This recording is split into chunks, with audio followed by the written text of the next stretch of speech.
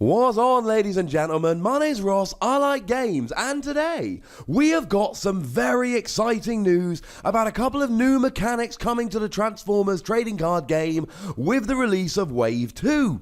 Yesterday I showed you that Wave 2 was coming out, and we had a look at Predacon, and if I ever get 5 minutes to breathe, we will take a deeper dive into that combiner. And I showed you a video about Windblade and that new character coming along. Well, today we've got some more news coming along, and ladies and gentlemen, some of it pretty gosh darned exciting. How about starting with the fact that we have had it confirmed that battle cards can have star values? That's right, ladies and gentlemen. Battle cards can have star values. For those of you that are newer to the game, every Transformer has a star value, and you can have a total of 25 stars in your deck. So if we take the popular archetype, which involves Nemesis Prime and Optimus Prime Battlefield Legend, you have a 12 cost card and a 13 cost card. They add up to exactly 25 stars. Similarly, if we take a common pairing of Dinobots, we've got Dinobot Sludge, an 8 cost, Dinobot Snarl, a 7 cost, and Grimlock Dinobot Leader, a 10 cost. 7 and 8 is 15. Add on the 10, gives us exactly 25 stars. So several of these decks end up like this, but we always had this issue of what if we had 21 stars? Because straight away we had cards like RC and Flame War that were 5 cost characters, but you ended up in this situation where if you had a star value of 21, 22, 23, 24, you were leaving stars on the table. Well, then the Metroplex deck came out, and the Metroplex deck brought us 4 cost characters, which was great.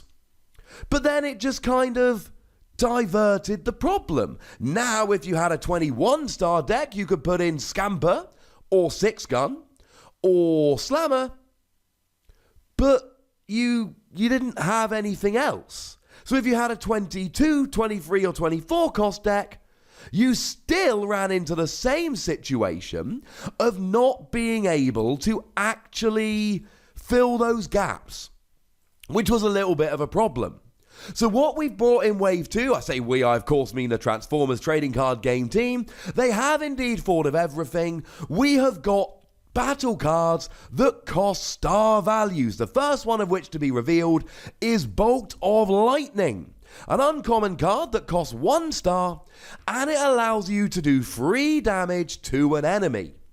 No pip, because it's really quite good, but it allows you to do free damage to an enemy. Now, if we go back to those 4 cost characters I was mentioning a moment ago, Slammer only actually has free health. So if you're playing against a Metroplex deck, and they've got Slammer down, you can play Zap, and you just destroy Slammer straight away. That's a little bit silly. But there's plenty of other ridiculous combinations you can get rolling with this card. Let's say, for argument's sake, you're playing a Megatron deck, and you're playing what I recently decided was the best tank, link in the description, Megatron Decepticon Leader, which has Pierce 3. And then Megatron has Fusion Cannon of Megatron, which puts it up to Bold 6. That guarantees that you're doing 6 damage.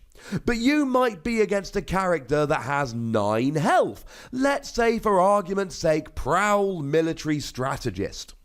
Well, now the one attack from Megatron after a Bolt of Lightning will in fact get a guaranteed straight away KO. Doesn't matter what their defense is, doesn't matter what else they're doing, the Pierce will go through and guarantee 6 damage. Zap will do 3 damage, and straight away, ladies and gentlemen, we've got a KO. This is a spectacularly powerful card. But it does lead to the question of, is this actually better than the other things we've got at the moment? And the answer very simply is yes, absolutely it is. So at the moment, we've got a couple of cards that do direct damage, or as I like to call it, cheeky damage. Zap has an orange icon, which is great. It does 1 damage to an enemy. Well, that is 1/3 of the damage of Bolt of Lightning, so it's not the most inspiring. We do have access to Photon Bomb, which does 2 damage to each character, which on the one hand is great, and on the other hand, it's 2 damage to each character. So, yeah, that's could be risky. I mean, we've also got One Shall Stand, One Shall Fall, which does allow you to do free damage to one of your opponent's characters. You just have to take free damage onto one of your characters as well. And finally, we've got Strafing Run, which does 1 damage to each of your opponent's characters. So this is really, really good. It has a significant advantage against any of the other cards we have at the moment, which would have a similar effect. It is a very, very good card. Oh, and I suppose I should mention Plasma Burst here, which does 2 damage to an enemy, which basically makes it better than any of the others, just a straight 2 damage to one of them with no downside for you. But again, it's got no battle icon, and let's face it, Bolt of Lightning is exactly the same as Plasma Burst, just so long as exactly the same means 50% better. It is a great card. And now you run into really interesting situations. Because if you're playing something like Optimus Prime, Battlefield Legend, and Nemesis Prime, you don't have space for any of these. You've got a 25 card deck, and you have 25 stars to spend between your character cards and these battle cards with stars. But might we start seeing in the future players playing, say, 15 stars worth of characters and then 10 of these? The answer is it depends on how good these are, and we don't know. I could certainly see people settling for a 22 cost character selection, knowing that they're then going to be able to put 3 of these in. The only one revealed so far is Bolt of Lightning, and it has been confirmed on the Transformers Facebook page that we are getting 7 of these cards. There are going to be 7 in Wave 2 that have a star cost. Now, in the article, it explicitly says Wave 2 contains 7 battle cards that cost 1 star. Probably fair to assume there are no battle cards that cost more than 1 star, but maybe in the future. And obviously, to address a question some of you may have, they could never make a 1-star character. Because remember, if you have more characters than your opponent, you get more attacks. A 3-wide deck against a 2-wide deck gets 1 extra attack per round of turns, and that's a bit of an issue.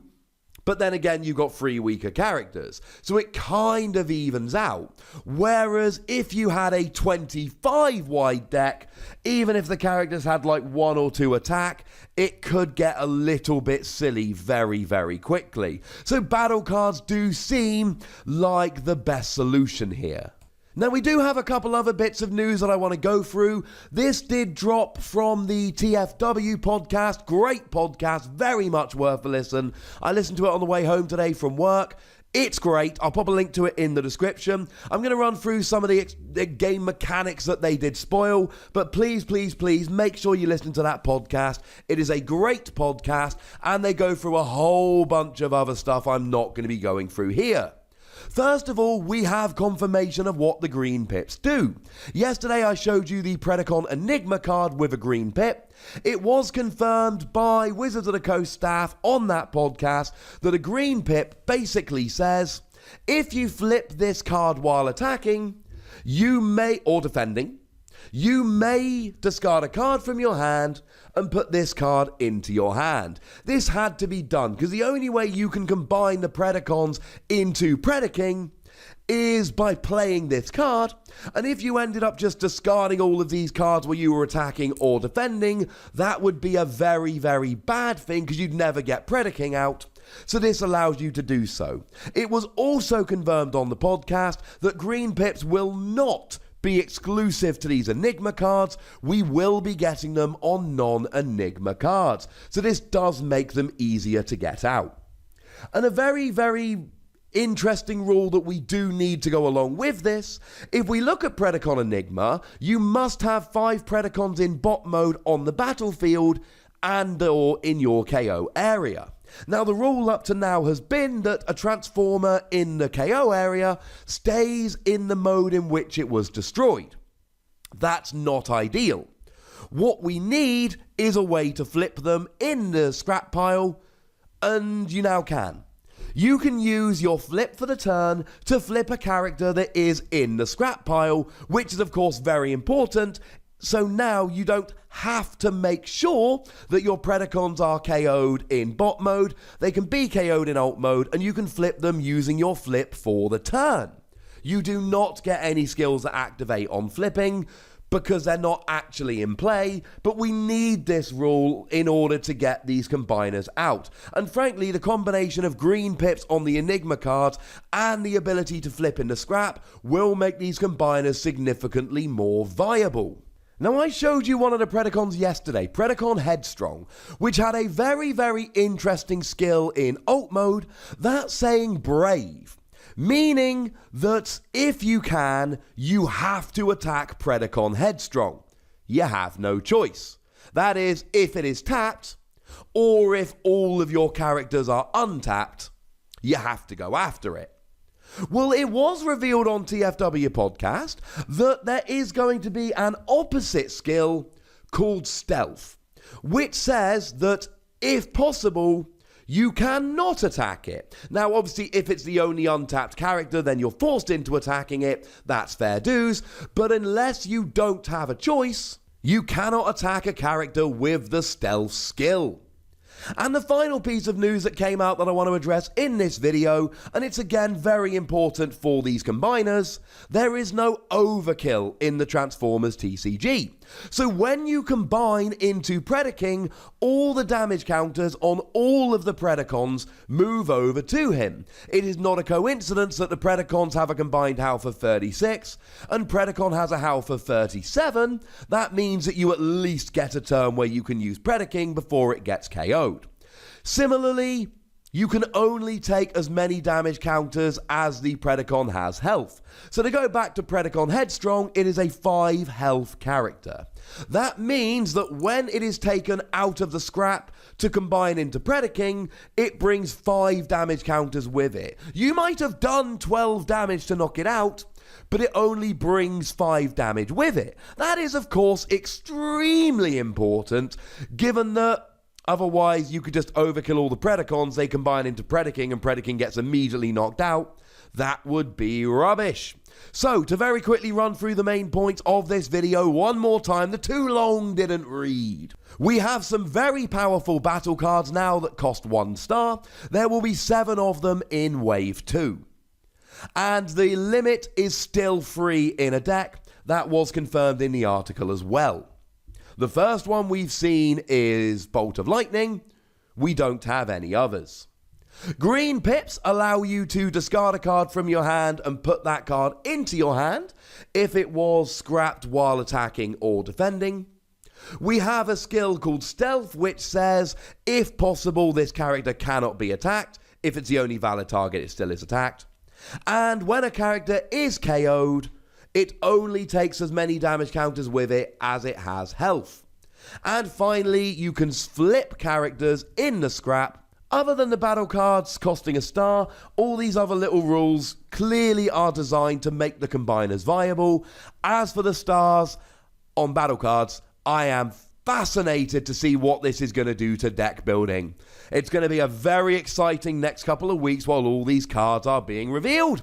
So ladies and gentlemen, at this stage I want to hear from you guys. Tell me what you think about these battle cards. Give me some predictions for what some of these battle cards might do. Tell me what you think about these other rules. Go nuts, but please do remember the most important rule as always. Be nice, would ya? And then make sure you like this video, subscribe to this channel, and follow me on Twitter at the Wossy, where we talk about Transformers and other fun things. But by far the most important thing, as always, is to look after yourselves until next time. Thank you very much for watching. My name's Ross, and you've been watching Wossy Plays.